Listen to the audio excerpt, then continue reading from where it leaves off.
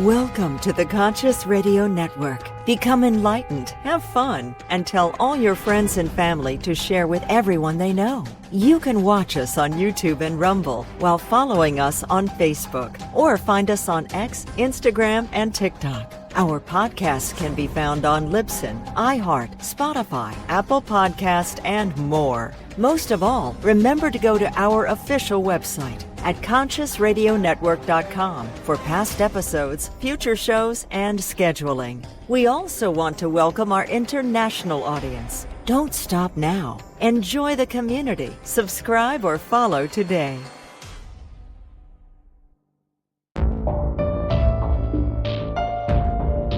This is the Conscious Radio Network.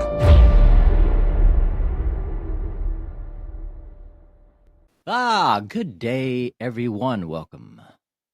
Wherever you are on this spaceship we call Earth. Welcome to Conscious Radio Network's weekly series, The Seance. I'm your host, Reverend Dr. Paul Mekas. If this is your first time, please click like, subscribe, comment, share. Also, don't forget to follow us wherever you listen to your podcasts. Also, don't forget to support us on Patreon at Project_Truth. Links are in the description. And today, the power of forgiveness. 3-time award-winning best-selling author of 12 books, is a dynamic speaker, trainer, and advisor, and more to come. Her latest work, The Ultimate Path to Forgiveness, Unlocking Your Power, offers profound insights into the transformative power of forgiveness. She is recognized as one of the original founders of the independent concierge industry. Let's welcome to the seance for the first time, Katharine Giovanni. Welcome, Katharine. Thanks so much for having me. I appreciate it. You are very welcome. Very welcome. So before we started, we kind of got a little discussion, and to segue into the forgiveness, let's a little bit of a backstory of how did this start for you? Because you got some other skills out there. Well, the whole journey probably started when I was in the 8th grade and I was getting horribly bullied in school, and I was different because when you hear voices in your head and you answer yourself, you're different. And it was, it became very obvious that I was the only one that could do that. So I kept that to myself because I didn't want to be stuffed into a locker. But my parents were getting a horrible divorce, and they were very pickled people. They were very much an alcoholic. So it's dysfunctional. So I tried to commit suicide because I just couldn't handle it. And so I turned into one of those teenagers, the ones I'm talking about, right? Yeah. And I kind of just bobbed through life for the next 15 years, kind of squashing my abilities, ignoring what I could do. And then my mother fell down a flight of stairs, broke her hip, and ended up in the hospital. And only my mother couldn't get a gin and tonic in the hospital. So she dried out. We became really closer than sisters. And I realized, and then she died 3 years later. Oh. And I realized very quickly that if I didn't clean my act up and get myself together, I was going to die too. So I have at last count been sober for 34 years. And I my life starts then, to be honest. That was kind of the flashpoint.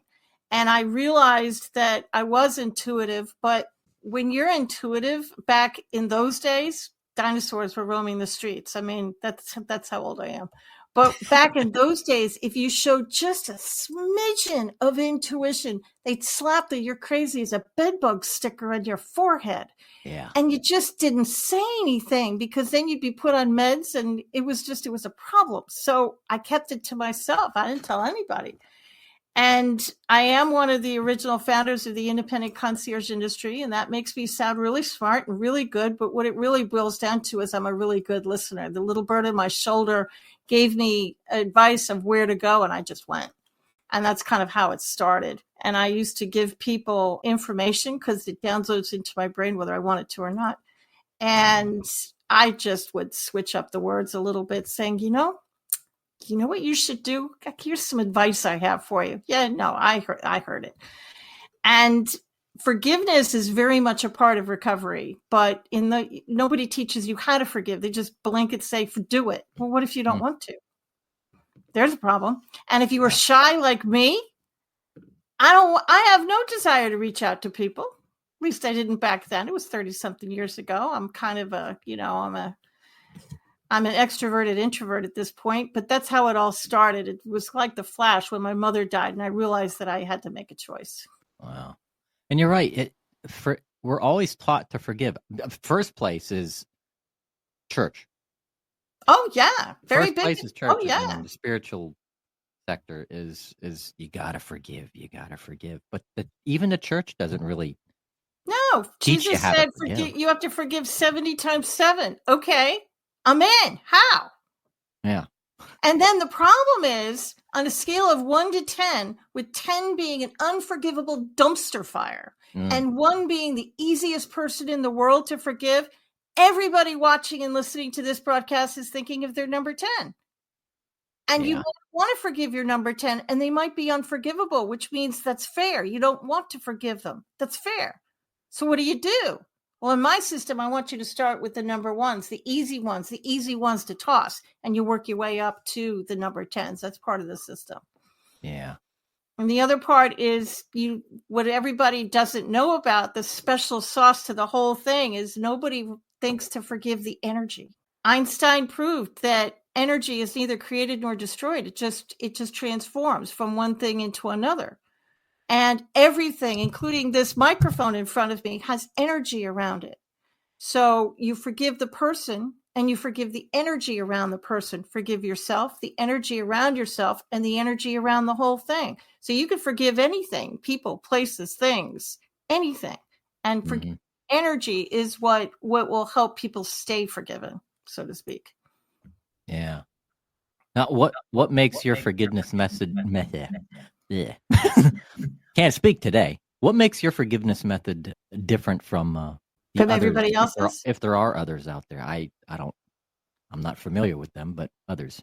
There's really not, to be honest with you. The fact that I have a system, and in the book, I have the audio book available, the paperback, blah, blah, blah. I've got worksheets, all that kind of stuff. But the system is designed to help you forgive. And the reason it's different is because nobody thinks to forgive the energy. And here's why you probably want to do that. Everybody says anger is toxic. Okay, how?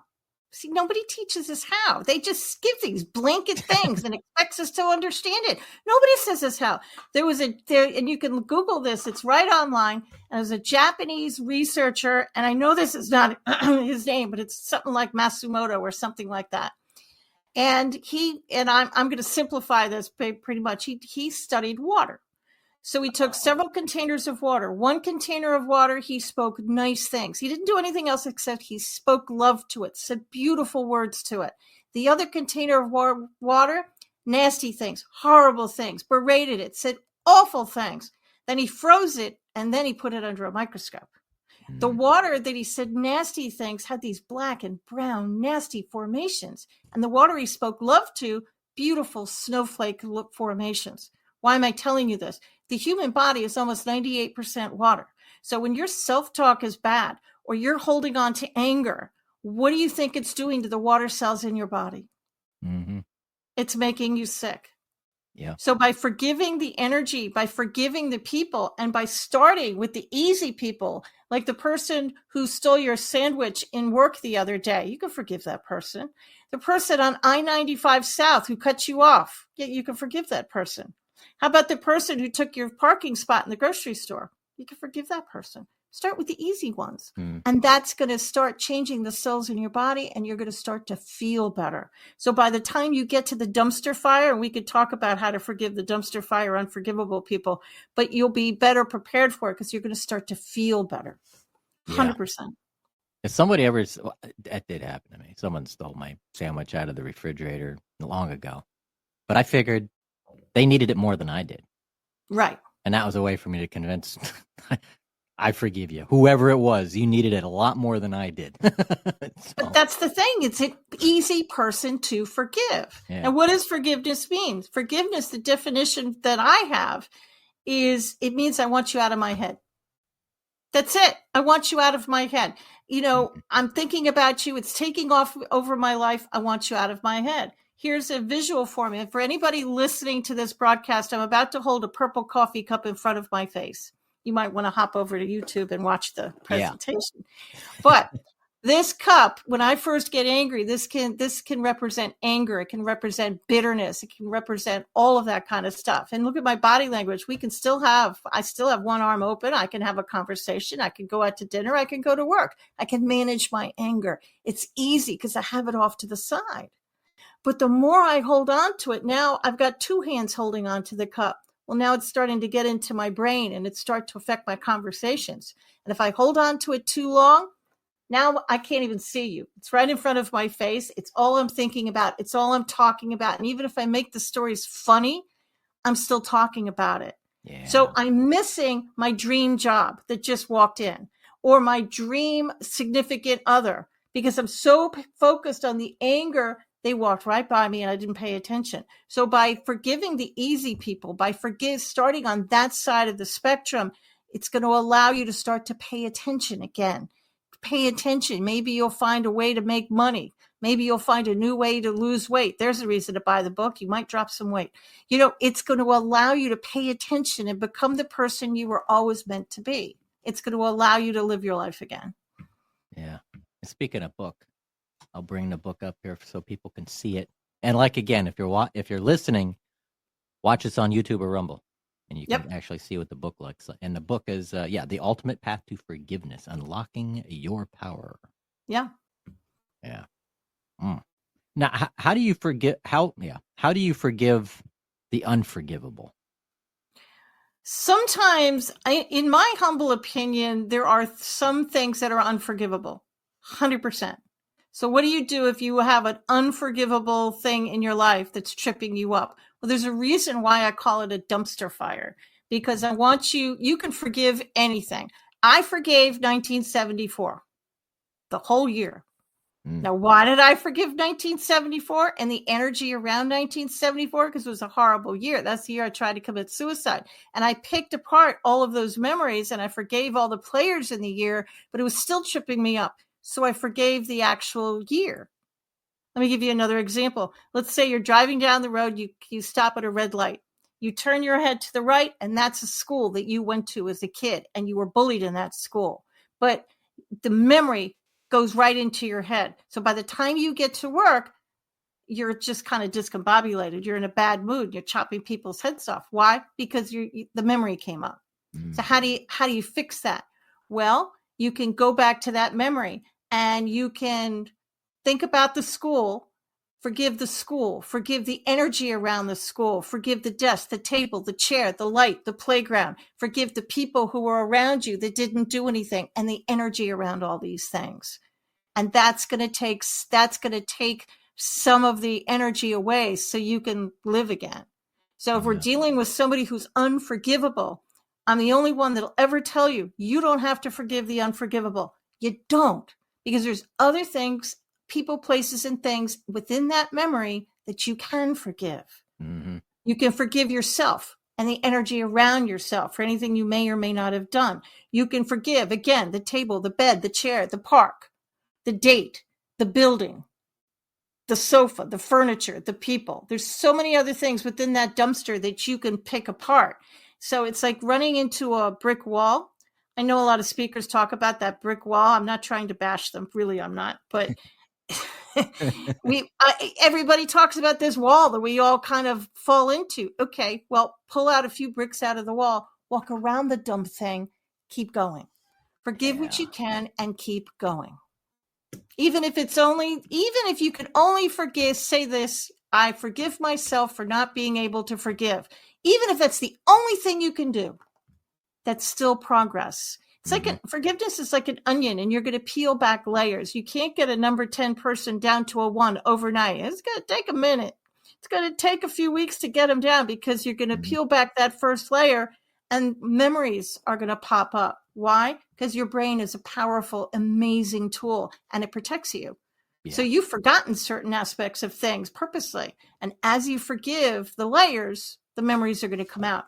Many people call this shadow work, because you're working on forgiving stuff that's in the shadows, that's in your past, but it will change your life.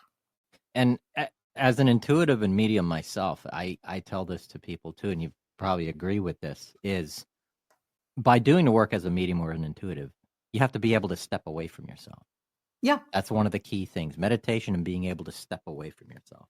Right. Not only that, but yet I think some level of empathy is kind of required for forgiveness, because that's how I use it, is stepping away from myself and viewing the situation outside of my ego, outside of the ego self, and becoming that other thing Right. or person.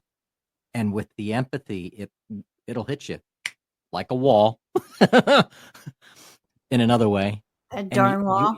you'll start to feel like, wow, I understand why he, she, it, why Sure. that was the way it was. And then the forgiveness seems to kind of just happen. It does. And it's a mantra that I'm a very simple soul. So you don't have to dance on one leg or hold any crystals unless you want to. I mean, it's all good, but it's a very simple little poem.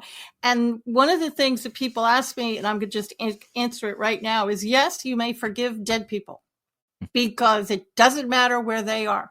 There's a few things. Just because I forgive you doesn't mean I want a relationship with you. I probably don't. Yeah. Just because I forgive you doesn't mean I'm giving you a pass. You're still wrong. You're still a dumpster fire, and I probably still don't like you. What it means is I need to be free. I want you out of my head. I'm not doing it for you. I'm doing it for me. Forgiveness is selfish. It's the ultimate selfish act. So forgiving somebody who's passed away, it doesn't mean that your chance is gone. They're still living in your head rent free. So by forgiving these people, you can literally change your past. I had a rough background. I had a rough childhood. Now I can look back at my childhood and I can pick out the pockets of love that were there. I can pick out the laughter. Do I remember the bad stuff? I can if you want me to, but I really don't. I've literally changed the shades of the past because I've forgiven almost all of it. Yeah. Yeah. Oof. How do you, I'm trying to think, what are some common misconceptions about forgiveness? Well, people say if I forgive them, it means they were right. That's a big hurdle for people. If I forgive you, I'm giving in. On some level, they think they're giving in. What you're doing is you're taking your power back. Yeah. If I forgive you, it means I love myself enough that I want out. I want you out of my head. I want to live my life again. And the thing about forgiveness is the person you're mad at probably has no idea you're mad, and they're living their life. They're going to work. They're having a great time. They're not thinking about you at all, which kind of pisses everybody off, doesn't Yep. it? Yeah. But you are the victim here in more ways than one. So by forgiving, and if you can't forgive the person, that's totally fine. Forgive yourself. Forgive the other parts of the memory, the people, the energy, the place, the time. Forgive other parts of that memory. You don't have to forgive the person. Maybe they're good, unforgivable, but forgiving yourself. Now that's a huge one as well. And the energy around all of these things is going to be enough to give your life back again. You can get your life back. And how do you know you've forgiven somebody? You can go on Facebook or see their name or go to Thanksgiving with the relatives and see this person, and you have no emotional charge. You know you've forgiven them. You don't think great. You don't think bad. You literally don't care. It's neutral. There's no emotional charge there. You don't care. The memories don't pop up anymore. You just gotta go, ah. Yeah. That's when you know you've completely forgiven. That's what I'm looking for. I'm looking for neutrality. You're not going to forget. Nobody forgets, but you won't care. And that's what I'm looking for. Yeah. And and like you said, the energy changes. The It field changes when you're in that around the person or thing. Mm-hmm.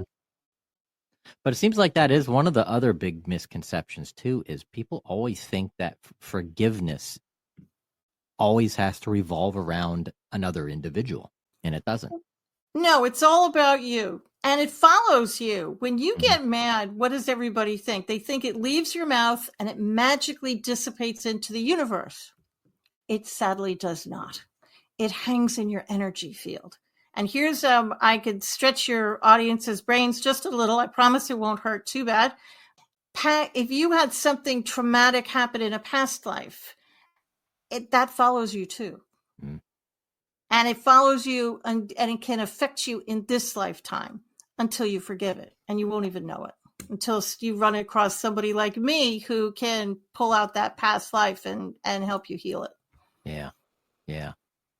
Even through past life regression hypnosis or working with an NLP, neuro linguistic programming. There's all different. I have yet to try that though. The past life. I do it a little differently. My angels give me the past life that is tripping the person up the most, and I'll kind of get a vision of it, and we'll talk about it. Yeah. And I could give you an example. Client of mine called me, and he was having this horrible time. He was a cop, a federal law enforcement officer, and he just couldn't sleep. He tried everything. He was at the end of his rope. And he said, I understand why people commit suicide, because I'll do anything. I'll try anything. I'll say anything. He was at the end of his rope. He tried everything. Tried meds. He tried tapes. He tried everything. Couldn't work. So I got this vision of this couple lying in a bed, and he was the sheriff of a town. And I got the feeling that she was stepping out on him and having an affair with somebody else in the town. He was the sheriff, and she smothered him in his sleep with a pillow and killed him. Whoa. Okay, well, that's probably why you can't sleep, and that's probably why you're having so much trouble with relationships, because you don't trust women. I wouldn't either if somebody killed me in my sleep. I'd have a real hard time with it. So after we talked about it, and then I had him go through my forgiveness mantra and forgive the wife and forgive all the players within that lifetime, he started to sleep through the night, and he started to go out, and he started to date again.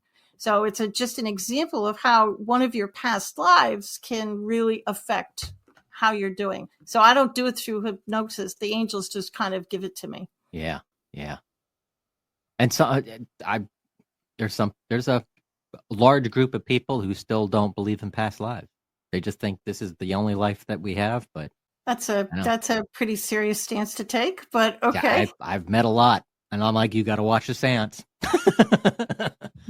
I hid what I could do. When I say I hid what I could do for almost 45 years, I'm actually not joking. I really did. Nobody knew what I could do. I literally hid it until 2020, and I'm 63.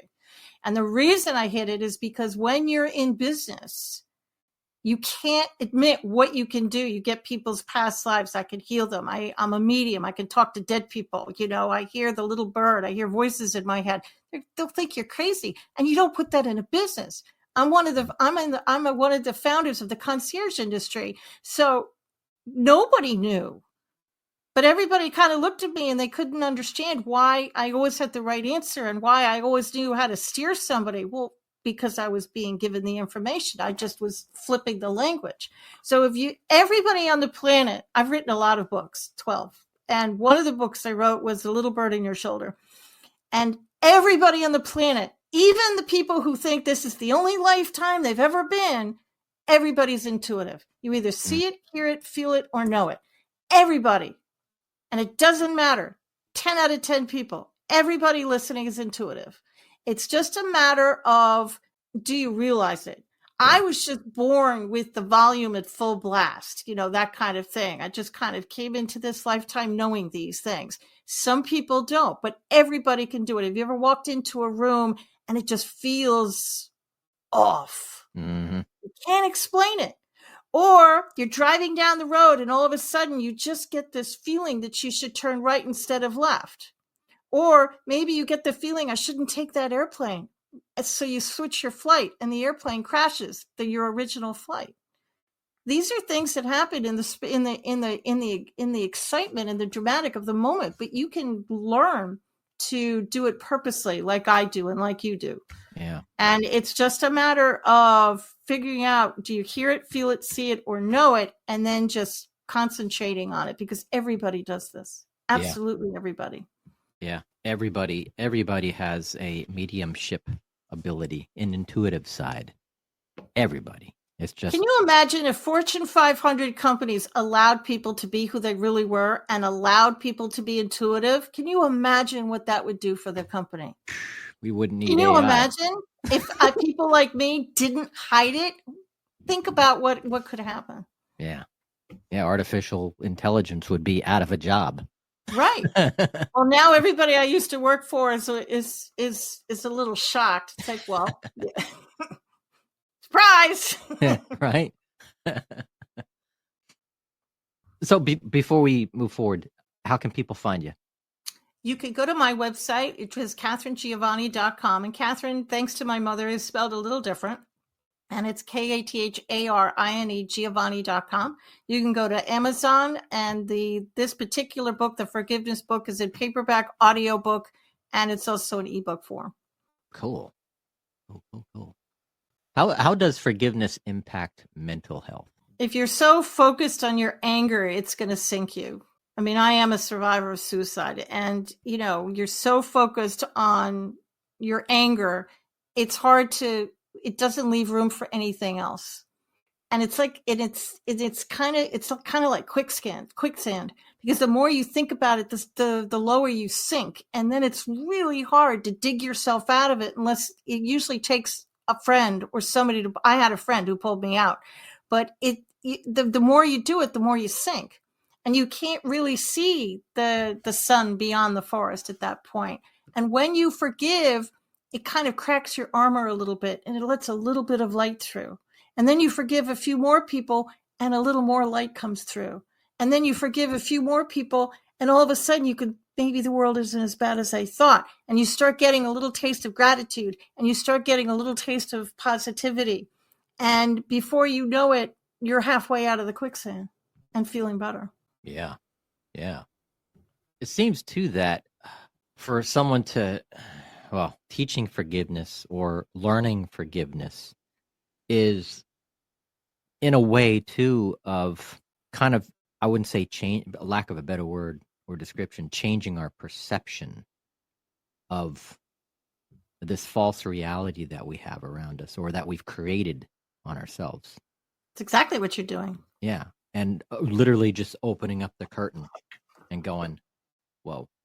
But I would assume that the recipe is in this book, is how to keep teaching you. I mean, the stuff that we're talking right now, these are hints. These are hooks. These are breadcrumbs. These are things to, get everybody involved and go, okay, now I want to learn. How do I learn to do it? Well, one of the things the book is going to have you do is I want you to sit down, and I want you to write a list of all the people that you think you need to forgive. And if some places and buildings and things get on the list, let them. Mm-hmm. Let them. A friend of mine wrote down a little red wagon. She had no memory of a little red wagon, no idea why she wrote it down, but she forgave the little red wagon because she knew part of her brain was probably angry at the darn thing. So she forgave a little red wagon. Needless to say, it was a number 1 on her 10 scale. Real easy, right? But then I want you to slowly, in 10-person increments, I want you to slowly go through the list. Now, why am I saying only do 10 at a time before you go to bed? I am an overachiever. Shocker. And when I first came up with this method with my friends, we came up with this method around 2021. There's 3 of us.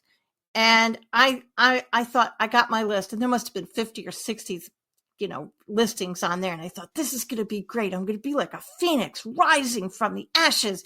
And I'm going to be like a butterfly. And I'm going to wake up tomorrow morning and everything's going to be fixed. That didn't work out that way. Remember the water study and how you need to change yourself? Well, I spent the next 3 days in bed with what everybody thought was the stomach flu. It was not the stomach flu. I had forgiven too many people, and my body just had to play catch up. Because when you forgive, the energy needs to leave, which is why I want you to do it before bed, because your body heals itself when it sleeps. But if you only do 10 at a time, some of you might be in the bathroom. You didn't eat a piece of bad fish. It's just your body trying to clear out some very old toxic anger. And you just have to let it happen. Most of you will get sleepy. Some people get hungry. But you might feel your shoulders light. You might feel some energy leaving your solar plexus. But everybody will be affected by the energy. Now, the forgiveness energy will work whether you believe it in or not. It's like the law of gravity. I can call the law of gravity the law of keeping Catherine on the planet. It doesn't care. It's still going to work. Okay, I don't believe in the law of gravity. Still doesn't care. It's still going to work. So when I did this, I picked a friend of mine from grammar school. And I thought, easy peasy. I can forgive this person. Couldn't even remember what we were mad at. Hadn't spoken to them in 40 years. That's how old I am. So I forgave her. And 2 hours later, she calls me up on the phone. I almost fell out of my office chair at this point, but I'm a concierge and my concierge training kicked right in. So I hit it as I want to do. And so we said all the right words and made all the right noises and we reminisced and we became friends again. But then I had to know. I said, after all these years, we were 700 miles apart. I said, after all these years, why did you pick today to call me? She said, Katharine, it was the weirdest thing. 2 hours ago, which was exactly when I was saying the mantra in my book, a figurine you gave me in school flew off my shelf, landed in the middle of the room, and I saw it and figured I should give you a call. So if forgiveness has the power to change your cells, the water cells in your body, and move a figurine off a shelf 700 miles away, can you imagine what it'll do to your life? Spooky action. And that was for a action at level one distance. person. Can you imagine what it would do to somebody you rate a 5 or a 6? Yeah. Wow. That This explains is life-changing. Yeah, that explains Einstein's thought of entanglement, spooky action at a distance, because your energy was still entwined of that figurine, Mhm. connected with her energy. Yeah. And even though you probably didn't even know that existed anymore. No, but I didn't. That energy was still connected to it. And then part of that energy that was connected to it mingled with yours, picked it up. It was like a magnet, a negative and negative side of a magnet. Boom. Hitting each other. Smacked it right off the shelf. Yeah. Wow. Whoa. People thought it was a ghost. It wasn't a ghost. It was you. It was not a ghost. It was the forgiveness energy. I mean, this is change your life stuff. Yeah. And why couldn't your life change before? Well, let's put my purple teacup in front of my face again. It's because you're so focused on the anger, you're not paying attention. I can't tell you how many times the angels will say, stay the course, pay attention, pay attention. I used to hear it a lot. And you're not paying attention because you can't, because you're so focused on the pain that you can't. I'm a breast cancer survivor, 12 years cancer free. Yay. Heck yeah. But I forgave cancer and the energy around I forgave the word cancer. I forgave the chemo chair, radiation. I forgave the doctors. I forgave all of that. I forgave every aspect of it that I could absolutely think. The chemo chair, the people in the room, the doctors, the chemo infusion bag. I mean, I forgave all of it. You can forgive anything. You can forgive, shall I dare say, politicians. You can forgive cities. You can forgive the Middle East and their wars. Is it going to help stop the wars in the Middle East that have been doing that since I was a kid? No, but it sure is going to do a lot for you, because if you watch the news at night and you're constantly getting angry at the news or the pharmaceutical companies that have all the advertisements, forgive them. Forgive the commercials. Forgive the pharmaceutical companies. Yeah. It's not going to stop the advertisements, but it's sure going to help you, because it's going to remove that emotional charge. And depression. So you can pay attention to the stuff that you should be paying attention to. Yeah. Because if you're not angry at it, you're depressed at it. It's like some of the stuff on the news just makes you depressed. You just want to shut it off. And you can also forgive things you're depressed at. You don't have to be angry at something to forgive it. You can, if that just makes you feel bad, forgive it. Yeah. Before we close the show too, is any breakthrough stories? Give us one breakthrough that, whether yourself or somebody else. I think the biggest breakthrough story was when I first discovered this. It took a while for me to forgive my parents, and once I was able to forgive my parents, it's like when I realized that I could look back at my childhood and not remember the pain. I think that was the thing that shocked me the most. And then my business started to increase. So I started to make money again. And I thought, forgiving something in my personal life directly relates to my business. I couldn't understand why the two were related, but it was. And I think that was probably, for me, was the biggest aha moment. Forget the forgiveness part is when I could finally forgive my parents and my life started to open up again. Yeah. Yeah. Our lives are too important. There's so much ahead of us in our lives to allow the weight of some sort of anger, depression, anything that is connected to us from someone else or something else. Right. That is keeping that's in the way. That being a roadblock. I mean, life is worth more than that. And if you want to be more intuitive, start the forgiveness journey, because the more people I forgave, the more intuitive I became. I didn't know that I could get people's past lives until 2022. And that was long after I'd started my forgiveness journey. It's like the anger was clogging up the pipes.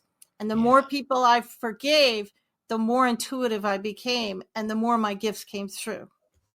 So if you want to be more intuitive, start the forgiveness journey. Yeah. Learn to forgive and meditation. Yes, meditate. Definitely meditation. So before we wrap up, what would you like to offer as a takeaway for our audience today? I think it's more some advice, and it's really mostly for the women who are listening, because women have this worthy problem. But I think I'd like to tell everybody that you are worthy enough to live a life of joy and happiness. It's your birthright. You are worthy, and you can do this. And forgiving yourself is just so important. And the way I forgave myself is I compartmentalized, I think that's the right word. And I looked back, and I could look at that teenage Katharine, and I could look at the way she lived her life, and she became the person she needed in order to survive. I can forgive that kid. And then I could look at 20-year-old Katharine, and I could think about what she did and how the mistakes she made, but she did the best she could with the tools she had at the time. I can forgive that kid. And I kind of compartmentalized myself as I went through the decades. And you can do this. It's your birthright. Everybody thinks that Mother Teresa used to work in the streets of Calcutta, and everybody assumes that she was poor as a church mouse, and it was the only thing she could do. Mother Teresa came from a really rich family. Nobody knows this. She chose to be that way because she was Mother Teresa. But you can do this. Everybody can do this. You're not limited to the person you were at birth. You can be who you want to be. Yeah. And you are worthy for it. Absolutely. And forgiveness is the greatest gift that our Creator has given us. Oh, absolutely. Absolutely. Every day you wake up is a brand new day that you can change your life. The person who you were yesterday, that's yesterday. Today is a new day. You're a brand new person. So give yourself a little bit of a break. Yes. Yeah. Katharine, thank you very much. My pleasure. Humbled to have you with us today. Definitely. And for those who are listening or watching, go get her book. It includes a step-by-step process on how to forgive. And the book is called The Ultimate Path to Forgiveness, Unlocking Your Powers. And you can find it on Amazon, also on your website, KatharineGiovanni.com, KATHARINE. Thanks, Mom. I learned the hard way because I misspelled it wrong. It's all good. By one letter. May I have another vowel, Pat? You get the K right. Pick your favorite spelling. It doesn't bother me at all anymore. Right. The only reason I say is because the internet with a website, it kind of matters how you spell it. Yeah. Although my husband, God bless him, he got the domain name for Katharine spelled wrong. So that one of the misspellings leads to my website. Smart guy. Oh man, that is interesting. Right? He sat down there and actually thought about it. It was funny. Yeah. Wow. Katharine, namaste. Thank you again, my friend. Namaste. And keep us Thanks posted. so With 12 books. Man, we could have 12 episodes. We could. Hey, welcome back anytime. Come back anytime. Definitely. Let's stay in touch. All right. Thanks so much. I appreciate it. You are very, very welcome. Thank you, everybody, for watching Conscious Radio Network's The Seance. And until next time, we'll see you then.